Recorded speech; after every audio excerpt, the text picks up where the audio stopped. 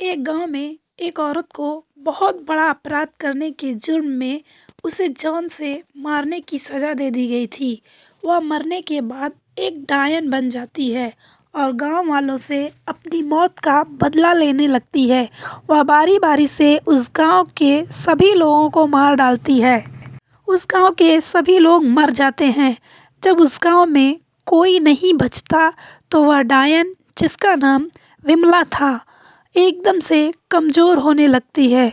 उसे हर रोज़ किसी का खून पीने के लिए ज़रूर चाहिए था और उसे वह खून अब नहीं मिल रहा था। जब गांव में कोई बचा ही नहीं था तो वह किसका खून पीती। इसलिए एक दिन वह बैठे-बैठे सोच रही थी कि अब मुझे किसी दूसरे गांव में अपनी कमज़ोरी को मिटाने के लिए जाना होगा। वह वहां से चल देती है और दूसरा एक गांव, जिसका नाम सोनापुर था, वहाँ के लोग बहुत ही अच्छे थे। उस गांव में लोगों में बड़ी एकता थी। वे सब एक दूसरे की बहुत मदद किया करते थे। अचानक से जब विमला की नज़र उस गांव में पड़ती है तो वह बहुत ही ज़्यादा खुश होती है। वह सोचती है, मुझे तो ऐसे ही गांव की तलाश थी। अब रात को मैं अपना शिकार ढूंढने निकलूँगी। अभी यहाँ पे थोड़ा आराम कर लेती हूँ। वह एक जंगल में पेड़ के नीचे सो जाती है। जैसे ही रात होती है वह गांव में घूमने के लिए निकल जाती है। वह एक घर में जाकर दरवाज़ा खटखटाती है तो एक आदमी, जिसका नाम मनोज था, वह बोलता है कि तुम मेरा दरवाज़ा क्यों खटखटा रही हो? क्या ज़रूरत है तुम्हें, और वो भी रात को? तो वह रोती हुई बोलती है कि मुझे कुछ लोग दौड़ा रहे हैं, उस घर के पीछे छिपे हुए हैं, मुझे बचा लीजिए, मुझे बचा लीजिए, वे लोग मुझे मार डालेंगे। तो मनोज बोलता है, चलो चल के देखते हैं कौन लोग हैं। वह डायन मनोज के साथ चलने लगती है। मनोज उसके आगे आगे जंगल की तरफ जाने लगता है। वह बहुत ही ज़्यादा खुश होती है। कुछ दूर जाने के बाद वह विमला अपने असली रूप में आ जाती है और हंसने लगती है। उसकी हंसी सुनकर मनोज पीछे देखता है तो डर जाता है। बोलता है, अरे ये तो डायन है, इसने मुझे धोखा दिया, मुझे छोड़ दो, मुझे छोड़ दो, तुम मुझे क्यों लाई हो, मुझे छोड़ दो।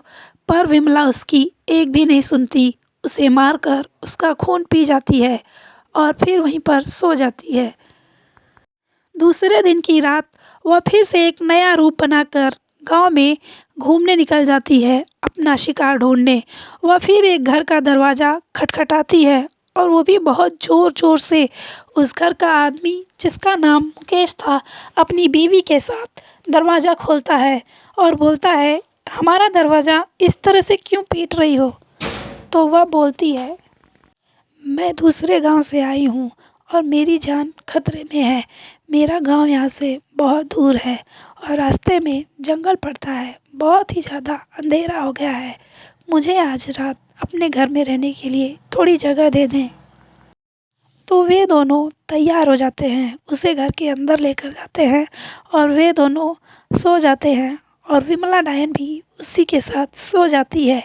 आधी रात हो जाती है तो जब मुकेश और उसकी पत्नी दोनों लोग सो जाते हैं तब डायन अपने असली रूप में आकर मुकेश की पत्नी का गला अपनी चोटी में लपेट कर उसे लेकर जाने लगती है। वह ज़ोर-ज़ोर से चिल्लाने लगती है। उसके चिल्लाने की आवाज़ सुनकर मुकेश उठ जाता है। बोलता है, अरे ये तो डायन है, ये तो हमें मार डालेगी।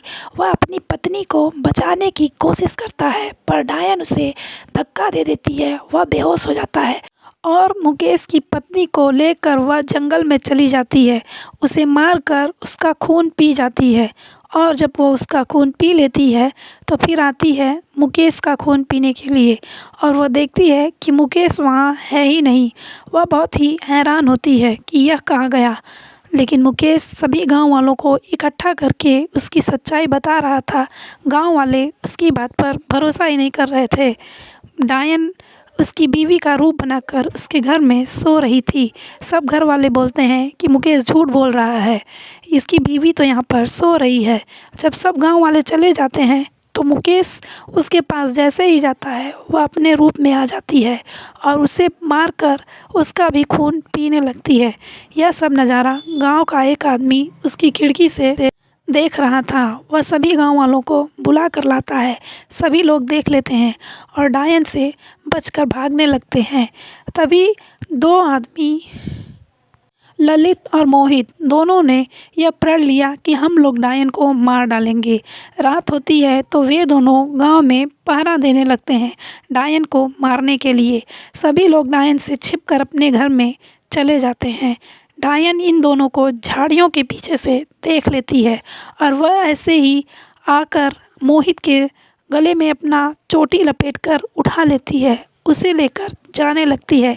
ललित डंडा लेकर उसे पीटने लगता है। वह उसे पीटते पीटते थक जाता है पर डायन को कुछ नहीं होता। डायन हंसते हुए उसे लेकर जाने लगती है। मोहित चिल्ला रहा था, मुझे बचाओ, मुझे बचाओ। ललित सोचता है कि मैंने डायन के हर जगह वार किया, उसे कुछ नहीं हुआ, पर उसकी चोटी पर कोई वार नहीं किया। उसका दिमाग काम करता है। वह एक चाकू लेकर आता है और डायन के सामने आकर खड़ा हो जाता है। बोलता है कि तुम मेरे दोस्त को छोड़ दो, नहीं तो मैं तुम्हें जान से मार दूंगा। तो उस बात पर डायन हंसती है, तुम मुझे कितना भी मारो मैं नहीं मरूंगी।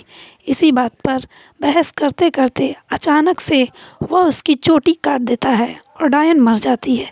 इस तरह डायन के चंगुल से वे दोनों पूरे गांव को बचा लेते हैं। कहानी ख़त्म हो जाती है। अच्छी लगी लाइक, कमेंट और सब्सक्राइब कीजिए।